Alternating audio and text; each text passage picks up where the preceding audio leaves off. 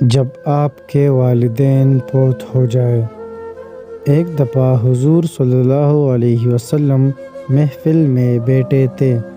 آپ صلی اللہ علیہ وسلم نے فرمایا، جب آپ کے والدین فوت ہو جائے تو ان کو جب دفنایا جائے تو ان کو دفن کر کے ان کے قبر پر بیٹھ کر اللہ پاک کا ذکر اتنی دیر تک کرو جتنی دیر میں اونٹ ذبح کر کے تقسیم کیا جاتا ہے، کیونکہ جب دفن کیا جاتا ہے تو میت اس طرح پریشان ہوتی ہے جس طرح ایک آدمی سمندر کی لہروں میں ڈوب کر مر رہا ہو۔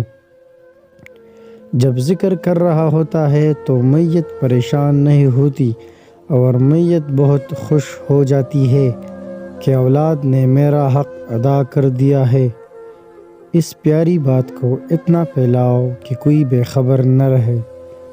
اللہ آپ کو اس کا اجر دے گا۔ جزاک اللہ۔